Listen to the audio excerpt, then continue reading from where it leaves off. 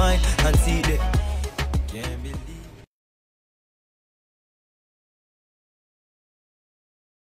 All right.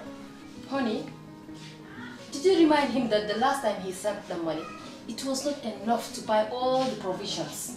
Oh, sorry, I forgot to tell him. Are you guys talking about money transfer to buy provisions?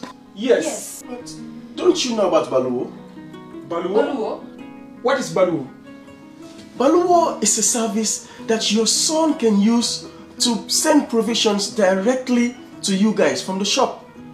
And you don't have to worry about the exchange rate. Tell me how Baluwo works. It's very simple. Just log on to baluwo.com and shop, or download the app on your phone. You can shop on the website or using the app to buy online basic products for your family and friends. With Baluwo, you decide what your money is spent on. Your money, your choice. Buy online products for your family and friends in the Gambia, Senegal, Nigeria or Mali. Baluwo, better than sending money.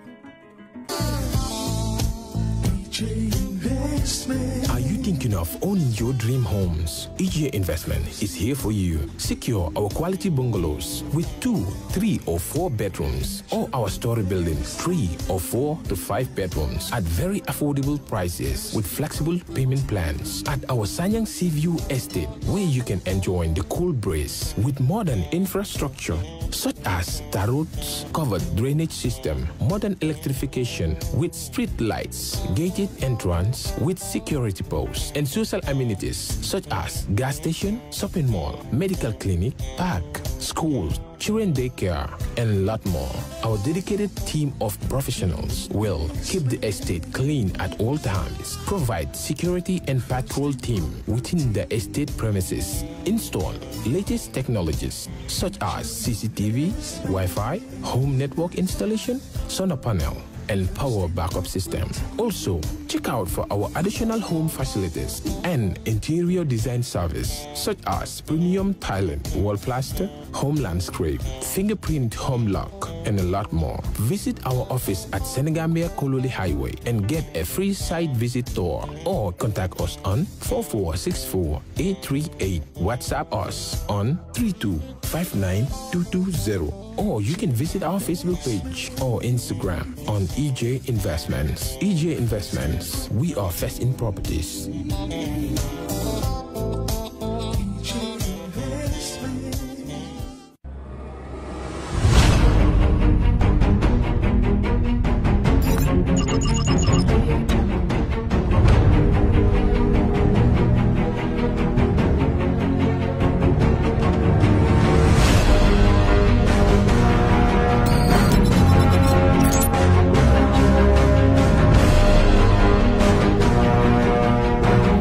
In communication, connectivity is everything. We ensure that the links never sleep.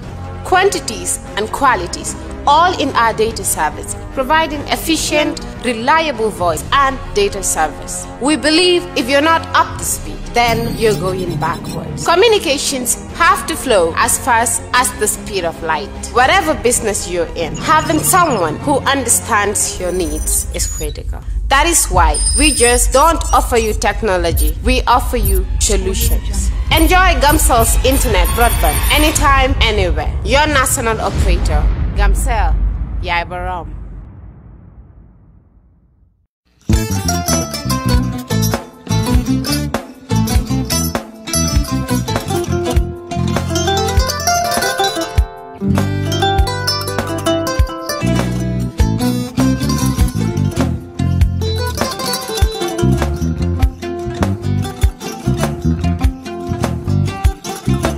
Agada. Mbijano aganyadi. Albaka. Mbaka important. Yo, nga transfer la sto. Ya transfer la sto. Ha, code nyingi. Okay. Korsa. Nsila ID soto. Ah, sa soto. Sorry. Agada. Mbijano bro. Albaka. Mbaka.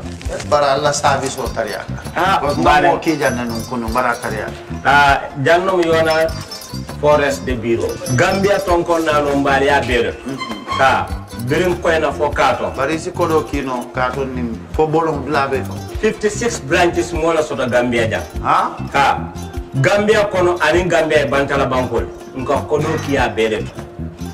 kodo sifa fo falindiro fo nyaadi lafta même na kodi to poto nin kodi maraw janno number 1 ti nyonta andum fana nata anoda enterprise sotale wala nyindi ko domorol fana ko fana be firale de dadi ma nin domorol bil fana be teata gambia dawda yalo ngam fa kendol sotale je wo moyo diat apelen da baraka ni lafta nyelan kendol e bina yalo bu kanila ko la baraka ba yalo ndel ciosano lo baraka.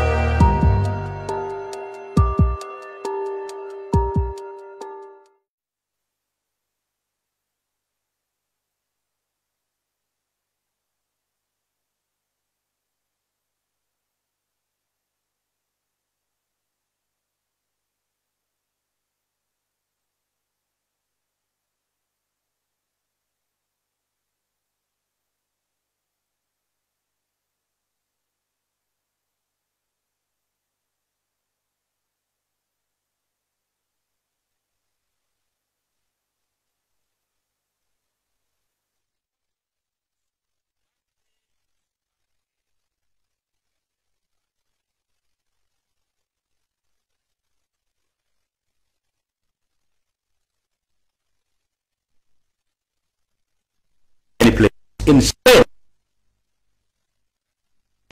So we will talk about how and why Gambia youths are taken to the sea once again. The marble versus the paper ballots. We will discuss the merits and demerits of a planned migration from the marble to paper ballots in the coming elections.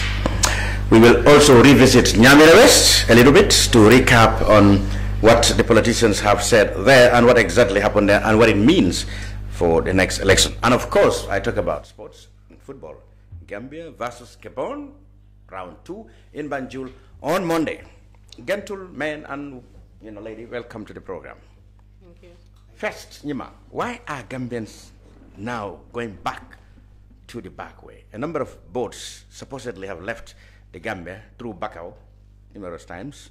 And maybe people suspect there are maybe more. Why? We thought perhaps the number has gone down. In fact, the practice itself is now reduced. But we are seeing now, instead of going to Niger and Libya, they're going back the first route, which is through boats, through rickety boats, through the Mediterranean. There have been accidents, especially in Senegal, in Bour. And even yesterday, there are reports of an accident. We don't even establish whether Gambians are there. But why do you think the back way is still an attractive way for Gambians? First of all, I think it's important that we begin from the topic. Back way is back again. I don't think back way is back again. I think back way is still here. Oh, you mean there have never been any lull there? Exactly. I think what we have seen is the difficulty that they face in some of their transit areas, such as Niger, Libya, which has become very unattractive. So the what we have witnessed, which was something that seemed to have been a gap, was because perhaps they are looking for new roads, and to establish that may have taken a little bit longer time. But we have covered this in so many of our meetings here. I think one of the most important reason why Gambians go abroad is because of the conditions here. It's the conditions here that push them. A lot of these people are either unemployed or they are in employments that do not necessarily give them a lot of return that they could use on themselves or for their families. But also because of the connections that they have. You have friends who have traveled and they're making big, they're coming back here to establish themselves, so you're seeing that, and that becomes a point of attraction for you. Some other factors is the pressure, the family pressure. Like if you're from the village, for example, you come here, you wanted to make it, avenues are not so many for you. The family is seeing somebody who have gone abroad and have made it, they feel here is your path. You can do a similar thing too. We thought, or it was assumed that with the change of the government and the expected opportunities that is coming, perhaps that would have affected the plight, the flight of people from Gambia to the back way. But like you said, the argument is always that, whatever opportunities are created here, youth will always go because they believe that you can't make it that fast in the Gambia. So government is not to blame for that, Musa. What do you think? Yeah, thank you, Cham. I am always troubled when the justification of tracking the back way is being made. For me, I think for obvious reasons, I want to suggest that I think I know what's the back way. I want to believe that I know what's Europe. I want to believe that I know what it takes to get you to Europe. I believe I know that I know what's in Europe, especially for an unskilled, lowly educated, not exposed Gambian, and for an African for that matter. So when the justification is made because you cannot make it here because you haven't tried anything here, firstly. Okay. So it's because it takes you a while to make something, is because you don't even want to learn to make something on your own too. This might be something like a dismissal of... No, but something like this, like for example, if I were to go get a master's degree, develop myself here, I got a job as a lecturer like Nima has, or I got a job as an editor-in-chief as I have, I was only going to be paid pittance compared to what a laborer would earn in Spain or in UK. So isn't that enough of pressure, on the part of the youths to go? Yeah. If you want to make comparisons, yes. Any well-trained, I don't want to use myself as an example, but okay. I can't help it. Education must be acquired firstly. And I wish I had the power to vet anyone who wants to leave this country for the source of Europe or to you would have preferred graduates. Not graduate, but at least people I believe skilled first. Well, wouldn't you Europe doesn't need unskilled young Gambians. Let us be honest. They don't need. But wouldn't you love them to stay here by upgrading the salary scales? Or Absolutely, and this is the whole thing, as you mentioned. Okay, you don't expect to earn, what you're earning in Europe, even if you are a laborer. Europe has some laborers, but you don't expect to earn the same wage. Okay. Because there's this huge disparity in between in terms of economies and everything at play. But the reality is that we must face these things. Youngsters, my brothers and sisters, especially we have women joining the bandwagon. Women with their little children. With their little kids. Joining them. And that saddens me. Because I cannot imagine the trouble that is in these boats, in these so-called camps, and the ordeal that you had to go through. Because, of course, we can only imagine by going by what we see on screen and reading. But going through it, it's a no-go area for me. Jawo, what is keeping backway syndrome still alive? Just as the previous speakers have said, I think there are a lot of factors. But I agree with Musa, definitely. This question of you cannot make it here, so you have to go to Europe. I don't think that's a very good reason for leaving the source of, despite looking at all the risks that people are going through, the peril of the journey and all those things. I don't think it's worth it, honestly. And as Nima also said, sometimes the parents contribute towards it. We know that people have sold their animals or whatever, everything else, to give it to their people and encourage them to go. I honestly, I cannot understand why people should be risking their lives on a daily basis just to go to Europe. And when they go there, sometimes they are just back in a refugee camp and there's absolutely nothing. Is it worth it? So, I think yesterday I was listening to such a debate in the Senegalese TV, and they were talking about, I think Spain is ready to repatriate some Senegalese who have already reached there. And some people were saying that should not happen. They shouldn't. But I think that should be a lesson to others who are here.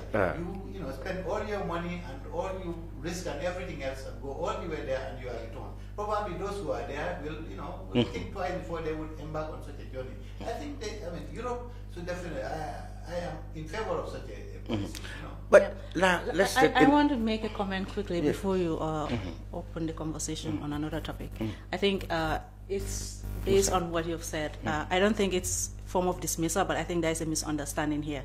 Like, it's easy for those of us who are skilled in some ways to suggest that there are opportunities here, and if you think you're not making it here, it's because you're not doing so much to make it. There may be opportunities here. There are opportunities in agriculture, in fishing, in gardening, in a whole lot of things. But a lot of people who can take advantage of these opportunities are not oriented enough to understand where to even begin. Like, mentorship is really lacking in this country. People may have an idea about, if I go into farming, I could make it, but they don't know where to begin. The capital is not there. You don't have the knowledge, you don't have the skill set to begin anywhere to be able to take advantage of that. And because of that, and then you contrast that to what you see your peers going through the back way, and some of them who are successful doing big things back here in the Gambia, your mind is already set that nothing can be done here, but something can be done over there. Nima. Barrow is giving them some donkeys now to help. She gave some baribunkas. I had that. That is problem. I gave it a baribunkas. Yeah, we know what to deal with it. Nima, I mean, what I want to say that if as a justification, you suggest that if you don't know where to start in here, you want to venture into a country where you know nobody, you cannot speak the language, you are not welcomed.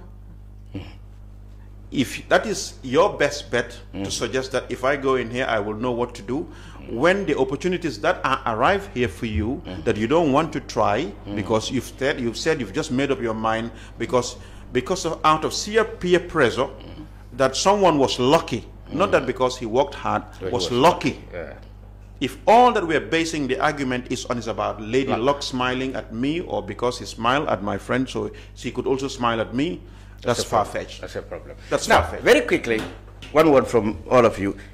What is the role of government in this? Or is the government already absolved by the fact that whatever you tried here, people always want to go to Europe because they think that you can make money faster there?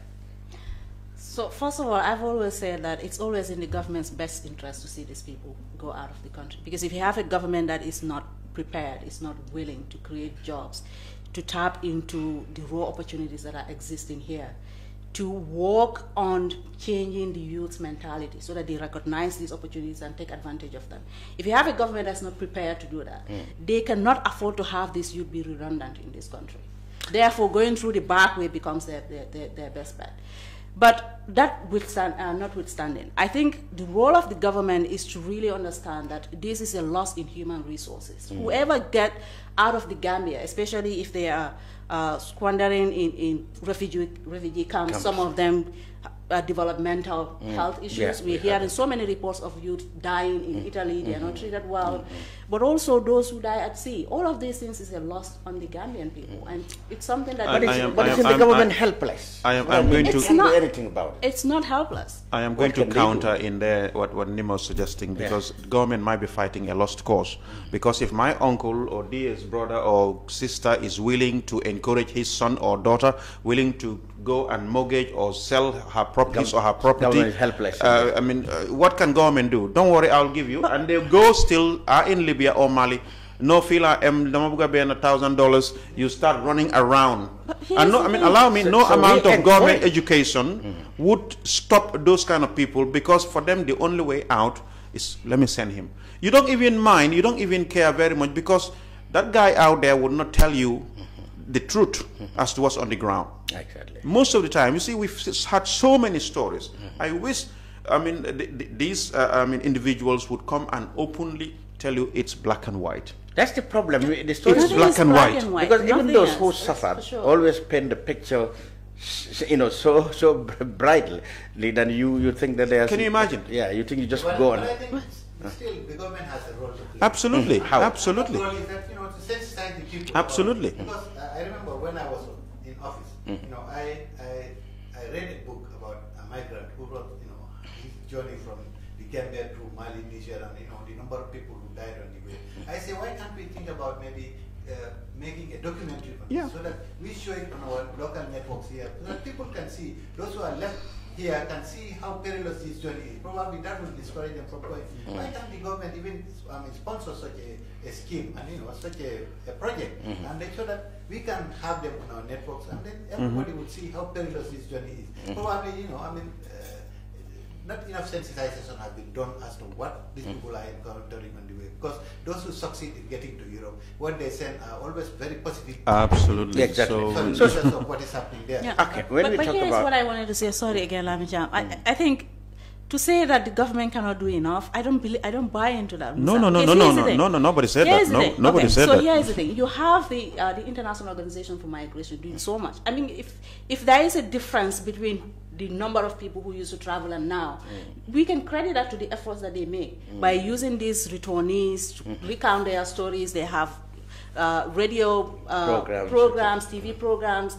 They take people into communities to sensitize them. They are creating programs for them. They are giving them money to start a business with, and all of that. The government can do similar things by amplifying this work. I think this is why you have techie fee and this native, and this is their responsibility, and this is what they're doing. Now, let's look at the alternatives, because we have a problem. Even government has a problem. Now, the thing is, if it is agriculture, if there is an alternative, groundnut trade, our cash crop, okay, this year, the tone will be about 20,000, because the government said 15% will be increased to last year's 18,000 a ton. That's 20 bucks. Wow. Imagine if a ton would be costing 100,000, for example. The government can create subsidies to make sure that if you produce a ton, you get 100,000. Musa, there will be many people who can kill farmers.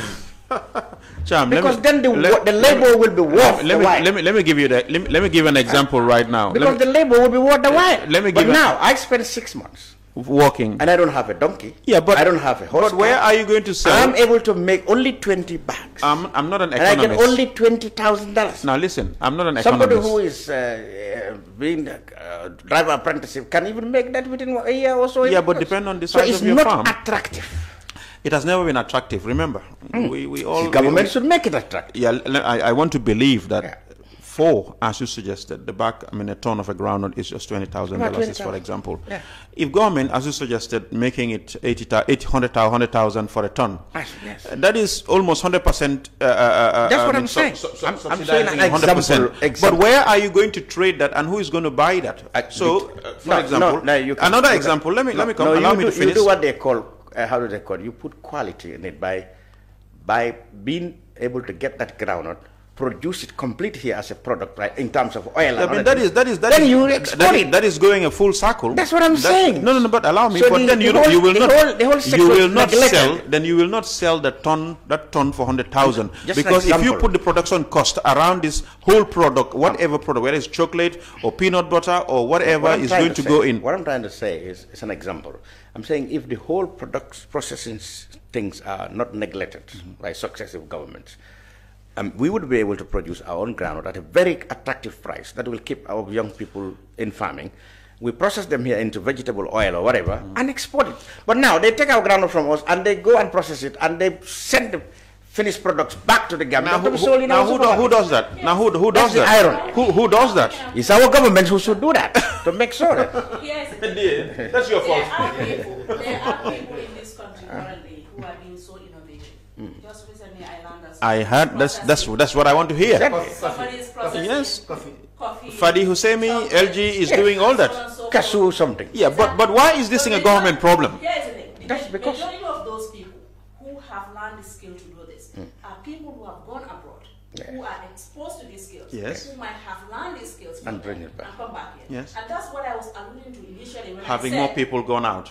Not necessarily go out, but we must be strategic about providing skills to the people. Because you can say opportunities are there, but if you don't know how to approach it, you don't know how education to and that is very true. But Nima, you're talking about. I hope the issue of this backway is not going to take all our time. Training currently happening under our government right now for the youth.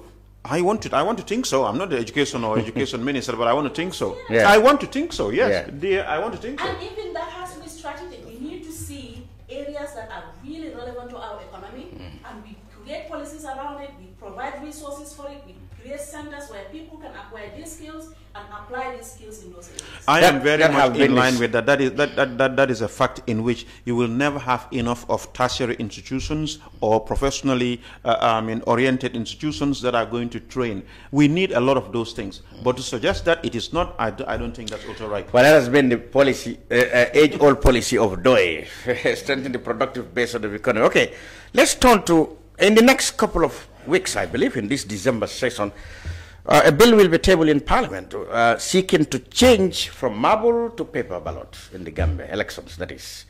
Okay, the IEC consulted stakeholders, and interestingly, the stakeholders is not all just political parties, but civil society organizations and so many others.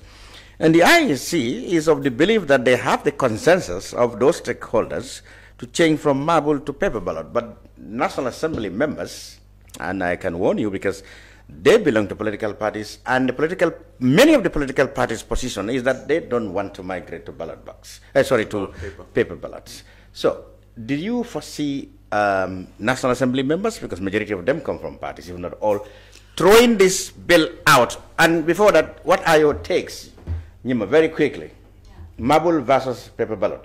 Well, my position has always been that if it's not broken, then fix it. The marble has been very instrumental for us in removing jamming. And I understand that. Not just removing jamming.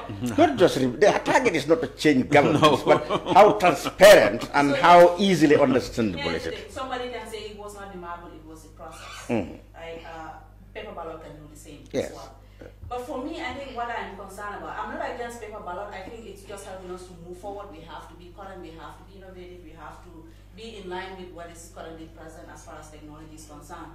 But I am worried about the level of education among Gambians to be able to really recognize the importance of this paper and to be able to recognize their candidates, to be able to vote fairly and freely. To an extent where the marble has been able to do that for us. We had conversations with the IEC. At some point, I got convinced that maybe this is the right path to take.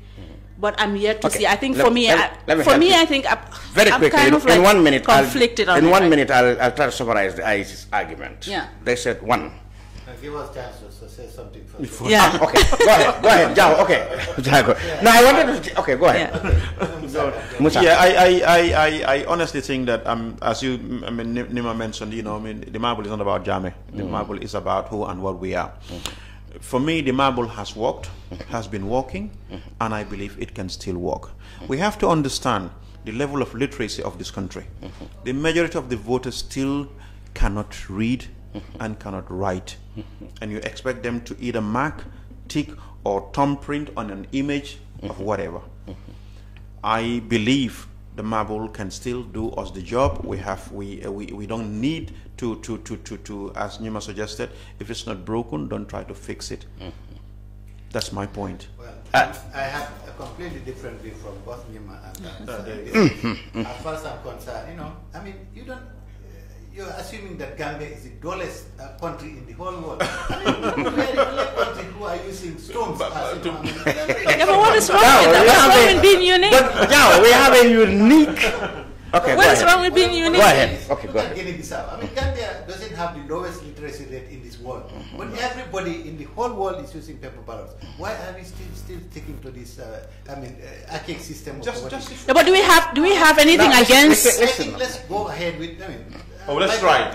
Wherever, with the rest of the world. And I'm very positive that, the paper ballot would be much, much simpler for everybody else. Can you imagine us taking ballot drums, wood, barrels all the way to the United States to give our, and then going marbles and marbles and barrels and going all over the states in the United States, asking our diaspora people to vote. Oh, it's because, are you thinking now listen, I think the logistical aspect, is even a nightmare to get all those drums, Okay, all right. Your view should be music to the ears of the IEC. I agree. Yeah, but look at the other proponents of the marble. The problem is trust. The whole thing is trust in the process. Now, paper ballots, like it has been indicated. How much time do we have from now to 11 months' time or so when there will be elections? how many people will be able to recognize their candidate from the ballot and be taught that you are only going to tick only one from this? And then of course, very simple. You and have now the photograph, you have the symbol, as well as the color. Okay, now, all those things are indicated. Jawo, who is, listen, Jawo, who can guarantee, listen, who is going to print these ballots? Who can guarantee that there wouldn't be extra ballots that have been printed? Supposedly, no, listen, no, listen. Currency is being printed, and there's security. There's security printing. Yeah, but nobody. Serial numbers. No, all what can happen there is some central bank staff or somebody in finance maybe printed more and put it in his pocket. But this one, nobody cares about, if that happened at all. But this one, everybody wants to know that there is no extra ballot being printed so that somebody can use it to stop the ballots. You can learn from best practices all over the world. Definitely. If they can do it anywhere else in the world, why can't we do it? But we don't have time. I mean, we have only 1 year to go, and we need to sensitize the people. Yeah, I mean, honestly, when identifying, that's simple. You have 3 indicators. At least one of them you'll be able to recognize. I don't know the name of the face of your candidate, the color of your party, or the symbol of your party. That is, I mean, honestly, I don't see that as a... The problem is what the politicians are concerned that, one, how are you going to serialize the ballots so that they are not repeated? Who is going to take care of the printing, and how long is the process? I think we there's a problem in that. That's what always happens. No, that's the IEC's problem. We can trust the IEC to be able to do the IEC said every bit of the process will be witnessed by party representatives. That's it. As just in the marble, if it's going to be adopted, just like the marble. But do you know? And the IEC also argue that, okay, for example, we have 15 political parties, 17 right now. Maybe there will be 17. So you think all those parties will be contested?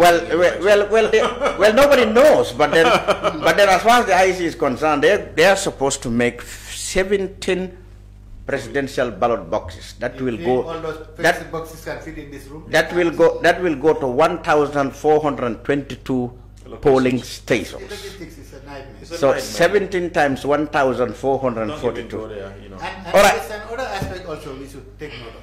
For the diaspora voting. When you vote, I mean, you need them for the next election, so you cannot be able to keep them. But you have to seal them. You can keep them somewhere for the next 10, 20 years, and then, whenever there is... For the records, you can go back to them. Back to it. The archive is there. But for the the politicians are not as sure as you are. They need to be convinced, though. They need to be convinced. And what I have learned, that they are not convinced. They fear that the ballots, there will be excess ballots that will be printed, and that will go to somebody's favor. You know why the debate about this thing, or even, I mean, for example, whilst I was in Europe, there was never thought of any other way of voting, because the ballot paper would come in your there's no other letterbox, and you fill it and you go and vote. But then, of course, that is Europe. In America, we're talking about mail ballots. Imagine here, if you are asked to post your ballot, the postmaster will change the vote. He's his chosen party. No, but it has your name and everything. I know. Address your everything. Well, so unfortunately, but the marble has been tested and trusted.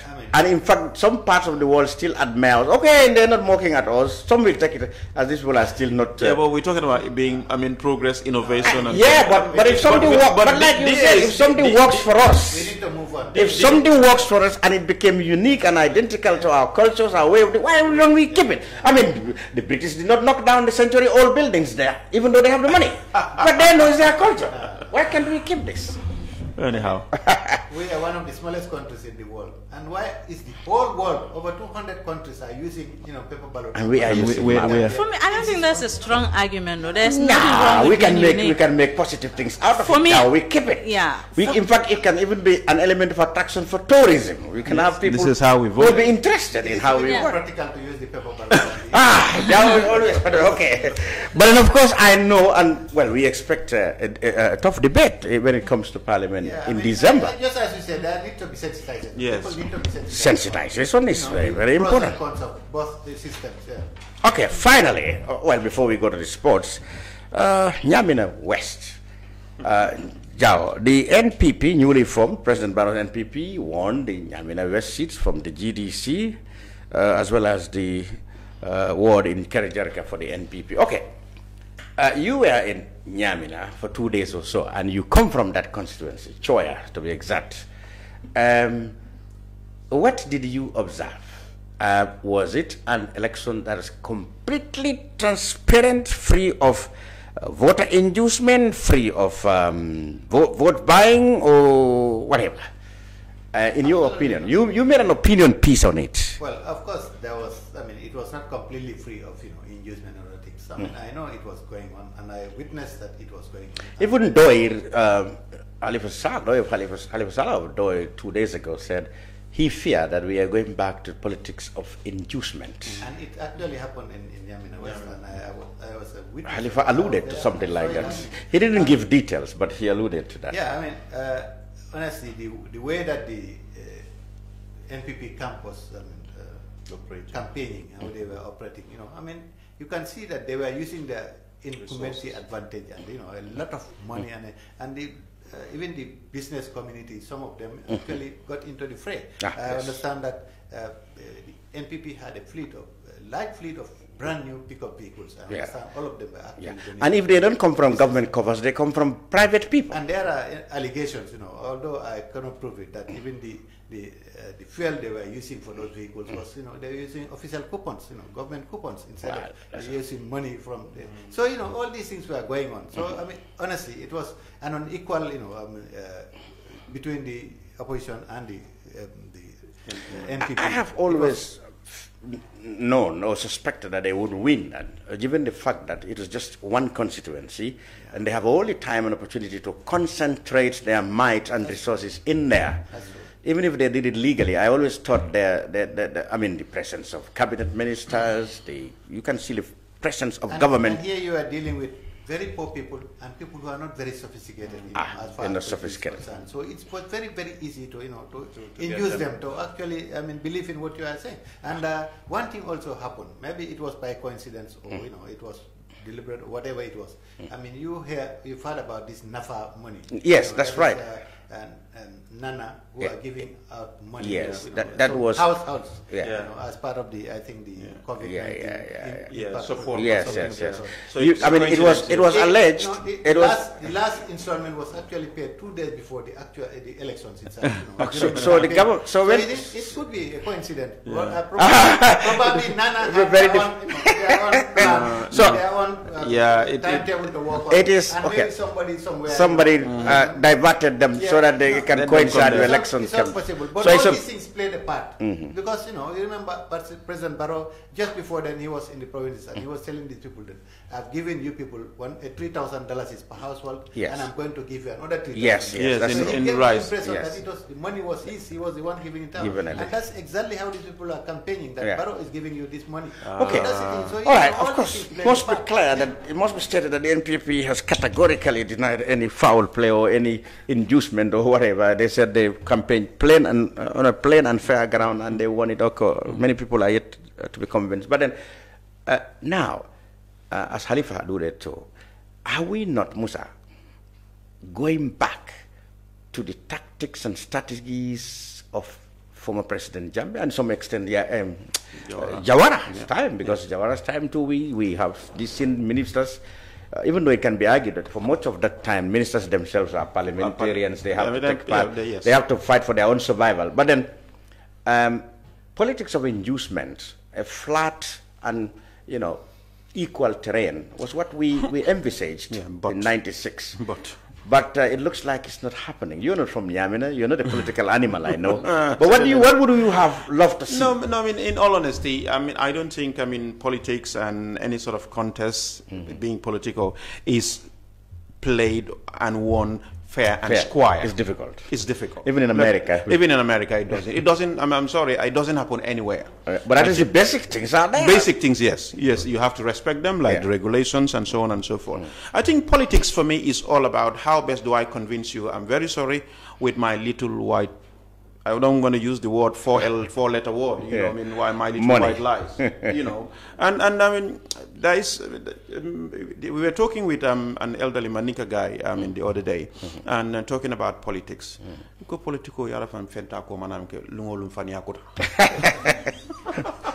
Every day new lies. Every day is a new lie. So I said, And my mom would tell me, you know, political monkey fund for me, barakaiti. But then there are so along those lines, I think what happened, as they mentioned and others, there is always, and it will always remain. If I have my might, if I have my little money and I have a deeper pocket, I will always and come. I have my interest. I have my interest, but I will come and buy you. But you are supposed to be morally, that's what I'm saying. Morally accurate and lead by example. But as I said to you, by the minimal, you are supposed to play fair. You are supposed to. But being me or the incumbent or whoever is it who feels so desperate in wanting this seat, by all means, just like Donald Trump. So it's expected that they will cut justifying it. No, yeah. I'm not justifying it. Yeah. But I hope we can get to what you're suggesting, that let's come politics on issues and let's convince the electorate that this is what is best for you, this is what I'm buying, at my own choice, whoever suits me, let me vote for that person. Yima, is this a referendum, as has been stated by some quarters of the opposition, is this a referendum on testing the popularity of NPP or the opposition? Because for me, I think, well, it's important that the NPP get their debutant victory in elections, etc. But for me, I think the place is too concentrated for anybody to gauge whether NPP can be equally successful in national elections. Well, if it was a referendum, it's a referendum only from the perspective of the NPP, because this is their first test, and they understand that a win is always going to play a huge, also going to have a huge impact on people's perspective, but also on their confidence as well. But two things that were at play was GDC's historic popularity in that area and Barrow's resources, but also the fact that this means more to them than anybody else. And that's what we have seen manifest. First of all, we need to understand also that there was always going to be voter apathy in that area, because that has always been the case historically, that people take presidential elections more important than parliamentary elections. And majority of the people who might go back to vote during presidential period would not be willing to go back because they don't see how important this is for them. Which is why some people mourn the defeat of the constitution bill in parliament, because that is suggesting that presidential and parliamentary will be held the same day, as it has to happen during the dying days of Jawo's regime, so that you don't have voter apathy. I mean, you vote for your presidential candidate, go for your parliamentary candidate. But that's not happening. So that would have taken care of voter apathy. Anyway. Exactly. So there was voter apathy, and very few people ended up voting. And but couldn't there be vote buying too? Because that also cost. Absenteeism. We hear that there were vote buyings. We hear that there were vote inducements and so on. And you know and so how forth. that work? I know how that works. I have witnessed that myself under President Jammeh's regime. So I have seen it happen. Vote buying. Yeah, it works like this. I know Musa says obviously not going to vote for UDP, so I'm UDP. I come to Musa and said, look, in politics, like you said here on Old Man Tell, hey, politics about survival. Take this 30,000, give me the voter cards for all your compound. So I keep them because I know you will not vote for me. So I buy all the voters, can keep them and leave the ones I'm sure will vote for me. So if the results come. In that area, you don't even need 30,000. Probably 500. Even 1,000 would do. So this is not going to go away. It's not going to go away. But we have to be honest. There is a complete different school of thoughts among our body politics, that the people of Doi would never condone this. No. Doi is a different party. In all honesty, Doi is a different kettle of fish. If we're talking about, No, Jam. I mean, you see, as we are not political animals in here, or certainly I am not. But what I want to suggest is that, in all honesty, Doi has been one party in this country for as long as I can remember, in the early 80s, who had done everything possible to educate the electorate. To educate the electorate of this country that this is how politics should be done. Exactly. And this is how it is done. For me, I think... But the public are not buying it. They're not buying. Okay, but Doi must be disappointed. What do you think of it? Because Doi played a key role in the drawing of what should have been the new Gambia. That is, plain field and this thing. That's why Halifa probably is justified in expressing his worry that perhaps we are going back to the old ways. And now, Doi is helpless now, because what happened is that Mr. Barrow, who should have really been the example of this new change, is going back to the old ways of getting votes. No. I think you're reading the script wrongly, Cham. Mr. Barrow is not going to advocate for anything that is not going to get him the vote that he wants to. Even in the wrong way. Power. Of course. He would speak to you. Let's be honest. He would speak to you in public that do the right thing. Yes, but then when he go back, he'll play his games. In the same language. Yes. Barrow, instead of the his pronouncement people expected from him, yes, seems to be doing exactly what exactly. So for me, this is the way I think about it. Here, it's not just politics that is impacting on people's voting culture, especially in the rural areas. If you have a state that is not present, except during elections, the people do not see the benefit from their voting.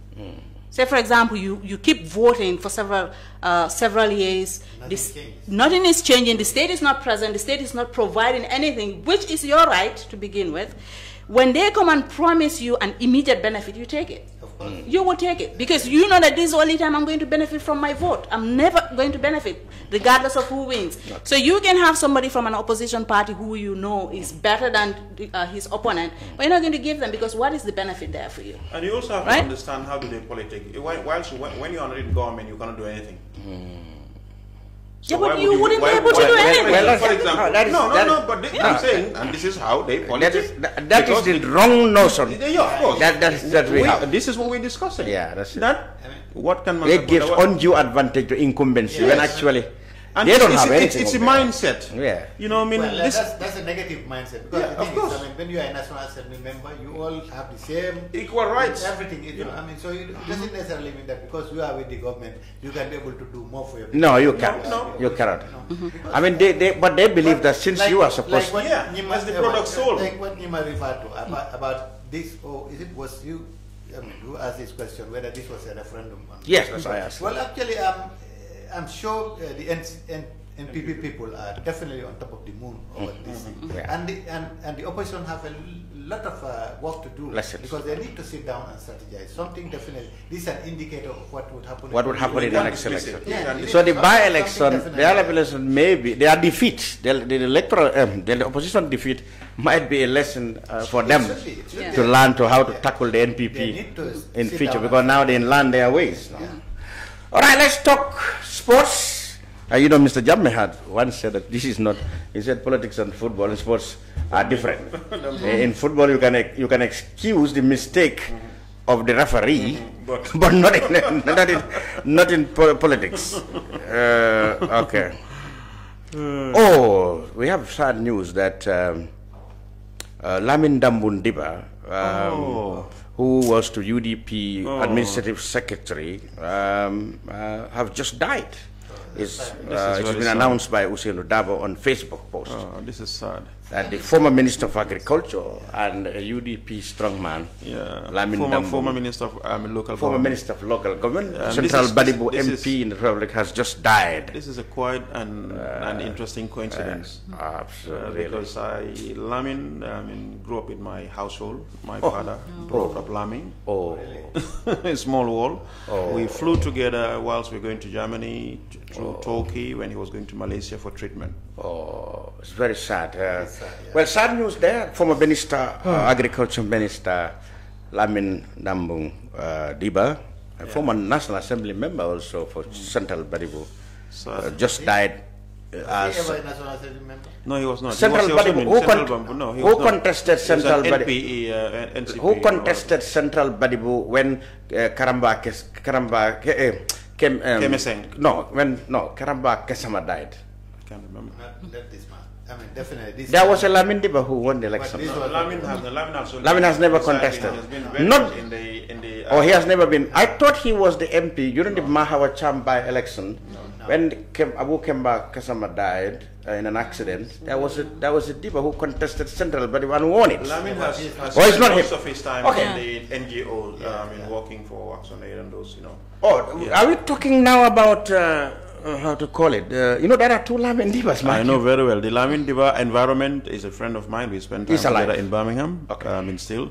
Okay. In any case, former agriculture minister, local government minister, Landing, also UDP administrative secretary. That was his last position. That was agriculture was yes. Sad. We extend our condolences to whoever knew him and his family and party. Right, let's talk sports because the Gambia is going to take on Gabon in Group D of the African Nations Cup qualifiers. The Gambia is trailing now 4 points behind Gabon's 7, and the two will meet on Monday. If the Gambia wins, we'll catch up with Gabon at fourth place.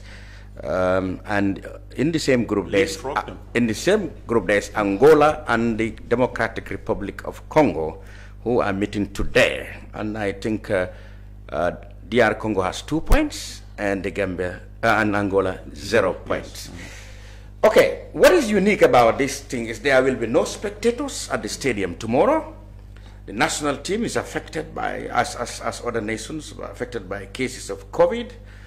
We played and lost 2-1, and the second leg in this duel will come on Monday. Musa Sise is a member of the GFF press committee and president of the Sports Journalists Association. First things people want to know is the media going to be there? If they're going to be there, under what conditions? Yes, I mean, absolutely good question. The media is going to be present. Which media? Any media? Any media is selected, but it's virtually almost all the media. If you are a media that is very much in sports, you are given at least an accreditation to be part of those few limited people. What are the conditions? Jawo. There will be live coverage of the event as well. Yes, coming radios. to all that. Radios and televisions. Gambia, coming to that. GRTS. Online? Is going to, yes. Would there be online? Yes.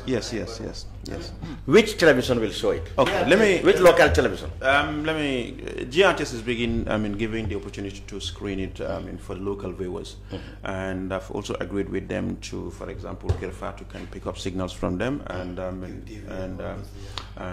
screen it and show it up for their followers. All the networks in the country, because they have 16 channels, they believe they can give flip feeds to.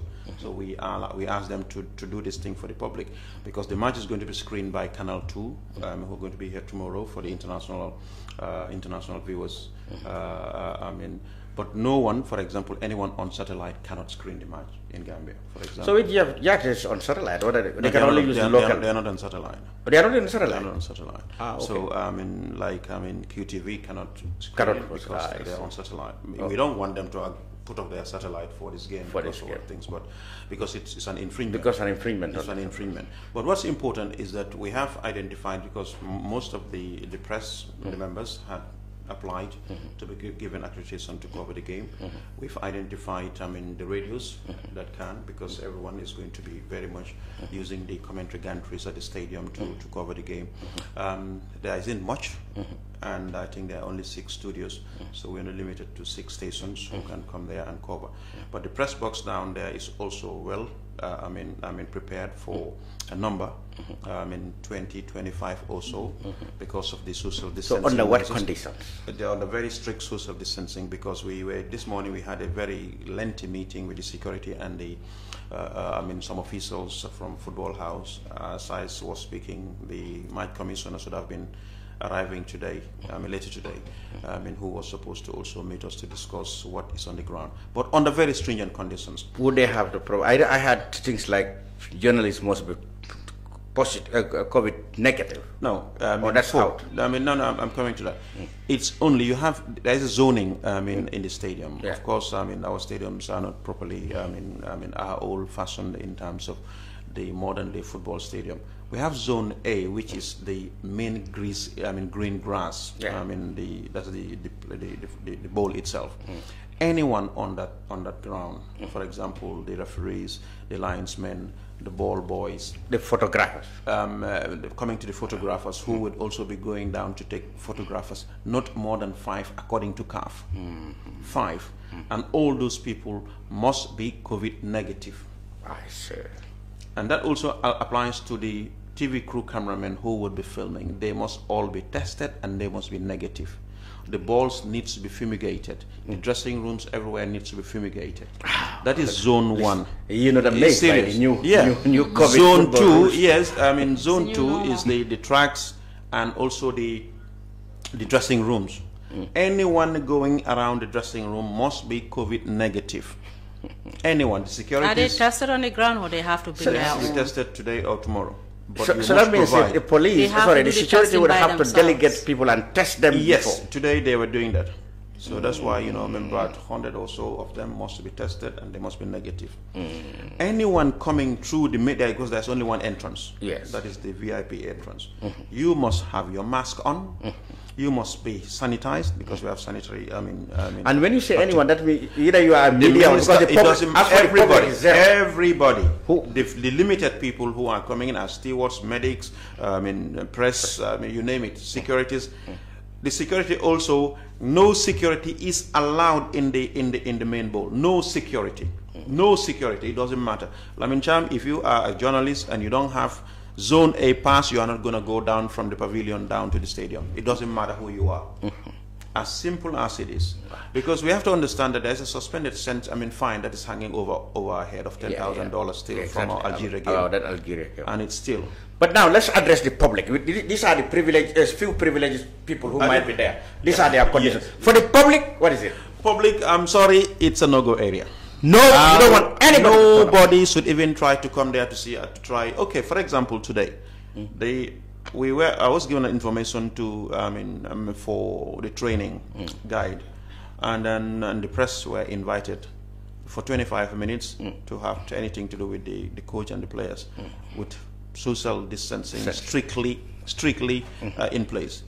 But when we went back to the guides, and then with the CAF guides and everything, they suggested that absolutely all trainings must be done behind closed doors. No spectators, no press, no media. Yeah, what do you think of all these things in this new COVID rules we are in football? The era of COVID, so we can expect all these stringent measures to be put in place. But the good thing is that it's going to be televised live, so everybody can sit at home. Absolutely, there is no need to cry foul. And let's hope and pray that this is going to continue even after COVID. Gambia is the only country that doesn't televise its matches.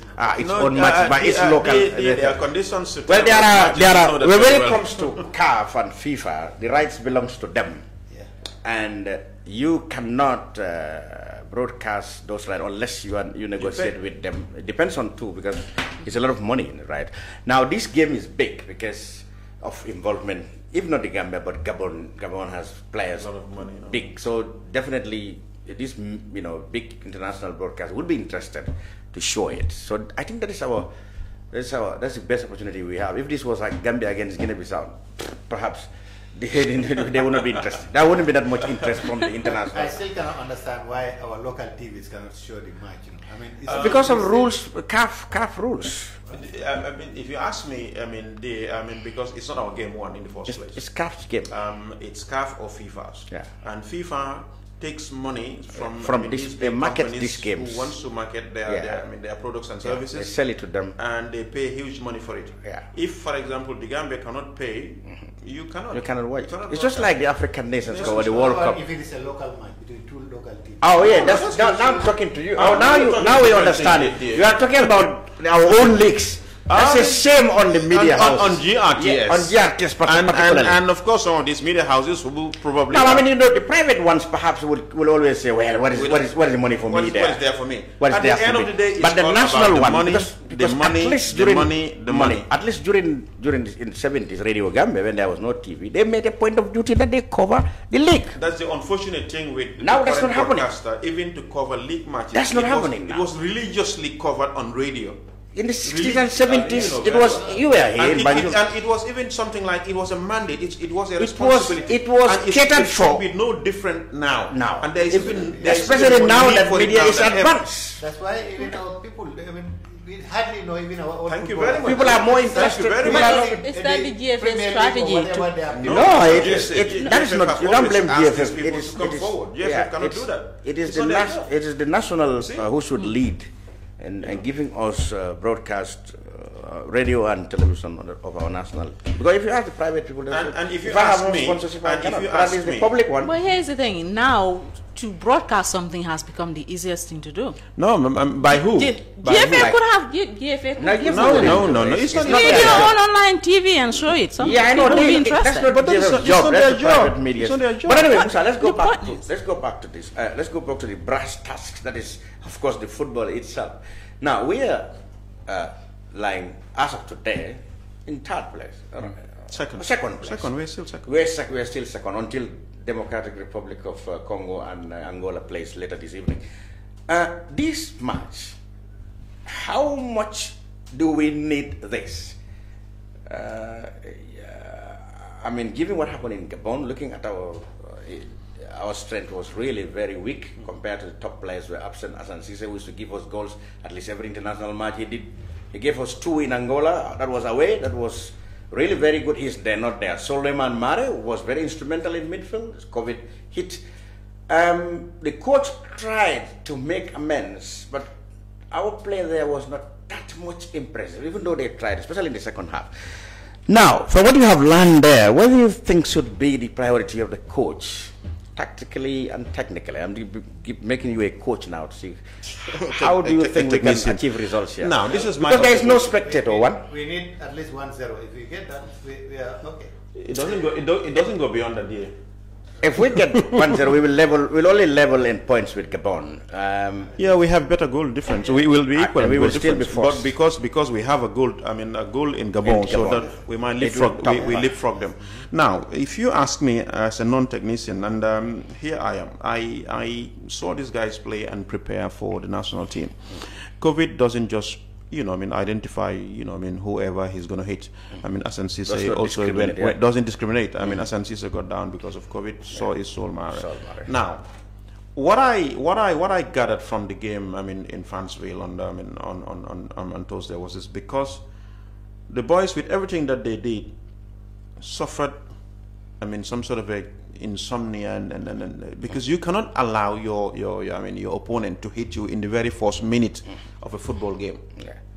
And it happened in both halves. The goals were early in both halves. So they didn't land, and that was the most serious mistake as professional they would ever commit, because they are prepared not to. So that is one big thing that let us down. Secondly, also, I sincerely believe that the coach was just trying to contain them, just to stop them, and then to hit look them. For a draw. Yeah, just look for a draw, because we're going to beat them home. Or he hoped that he will beat them home. Yeah, but I equally, I myself believe, and trust me, that we're going to beat them here, because I did not see the football that the Gabonese people have very much been identified with. Which you think would be, they were not as aggressive. No, Gambia is not very good at home. No, they allow me. Yeah, that is very true. Sometimes we're not very good, but depends on what is at stake. What is at stake right now is the awareness of these boys as to how much do we need to play, because the boys also need this game more than you and I do. This is why our boys are not the biggest of earners in Europe, because they have not been playing. They haven't been in the African Nations Cup. They have not been going to this big championship. It is against them. Exactly. All these players in this area and all these clubs. One of the reasons we could not go to the top leagues is that our country have never featured in a major international. Personally, they are the winners first, and then the country will come and equally benefit. Now, so I believe, this match on Monday is as important as any other game, because it is what's going to keep us in this competition. I know Angola and Congo are there waiting, but those guys, in all honesty, stands no chance. The race is between the Gambia and Gabon for these 2 slots in Group D to get to the 2022 Cameroon. You don't believe the Democratic Republic has more pedigree than us? Than any of them, many of these teams. They've been to the Cup of Nations. Is there also a possibility of maybe a best third place finisher? There is, but that is from all the groups. That's all the groups, which is very difficult. That's why we still have to play for every single point has to be grabbed. The other good thing is that those who were not in time, like Matar Sise, Modu Barrow, and all the other guys, have been asked to be part of the squad. So there's going to be something different. So my optimism, is really very high, and I believe that something. Finally, the absence of spectators. How will this affect the match? There'll be no spectator. Well, of course, it has some negative impact on the match, because spectators add a lot of fire to players. But that is the trend as far as COVID is concerned. So we have to learn to live with that. And they've been playing without it for a while now. In their leagues. But not in their international duties. It will be first time. Right, Nyima, you're gonna be following the action online, of course. Well, I will celebrate when they win. I'll just wait for the celebration. Fantastic. So the Gambia versus Gabon on Monday in the African Nations Cup qualifiers, which the Gambia have never managed to reach. We hope that our boys will win and go back first on the group as we wait for other matches coming. All right, that's about it in the brunch this week. I'm Lamin Cham. Thanks to Nyima Kamara, Musa Sise, and Demba Ali Jawo. We will be back next week with maybe different topics and celebrations about Gambia beating Gabon, perhaps. Absolutely, why not? Until then, goodbye. All right.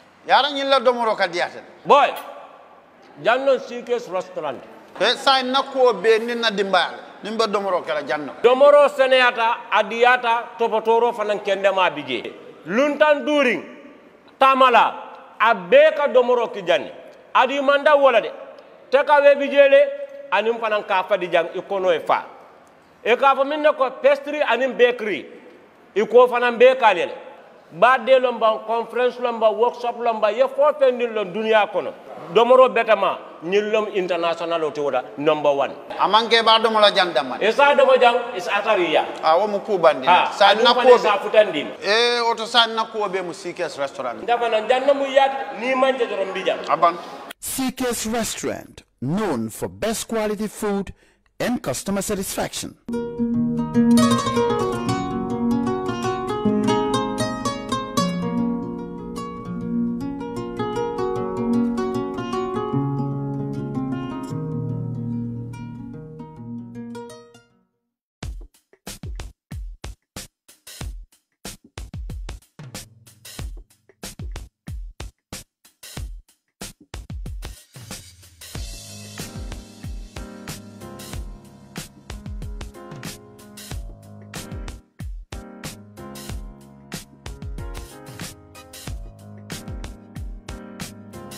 Miss V Designer Outlet is the #1 quality and affordable stop shop for all your needs.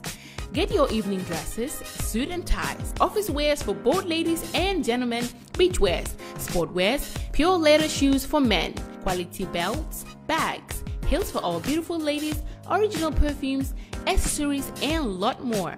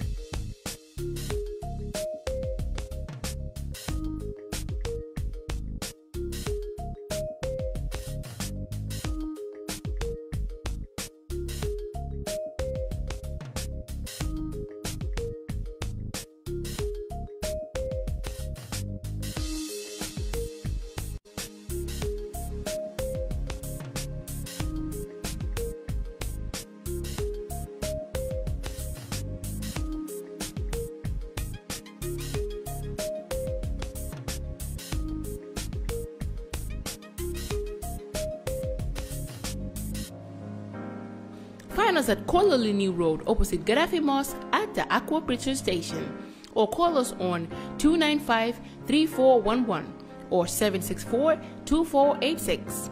Miss B Designer Outlet. Shop right, look good.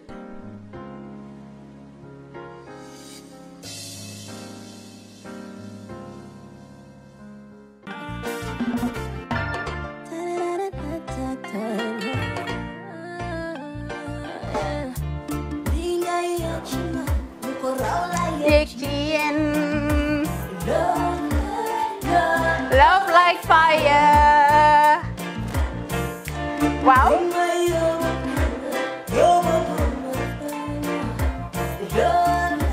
Love like fire. Xam ngeen rek affaire bi xam ngeen fan la? Skincare la. 2020 lañ wax de. Waaw. Fii nag mooy Kerr fan Kerr zero tache.